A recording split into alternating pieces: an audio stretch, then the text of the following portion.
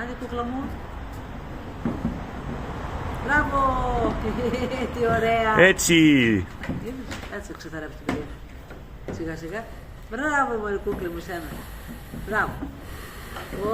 Μπράβο Ματέο. Μωρή προσοχή μου. Ναι, για να ξεθαρέψει όμως επίσης δεν πρέπει να περιμένετε να το φέρνετε μόνο εσείς. Όταν δεν είναι η Γιώτα εδώ πέρα, ας έρθει ο Μάκης, η Ντίνα. Εγώ δεν το έχω κλειστό το σπίτι. Όχι, ο Μάκης τώρα έχει διαδίκτυο τέτοιο. Να έρθει και μόλις και η Ντίνα μόλις, δεν κατάλαβα. Γιατί να μην έρθει. Ναι, αν δεν είναι ευθύ, έρχεται. Μπράβο αγάπη μου, έτσι, μην ξεχνάς χυμό. Μπράβο Ματέο! Μπράβο! Τι έκανε. Έτσι, με τη σειρά. Κριτσέλη. Μπράβο! Έλα.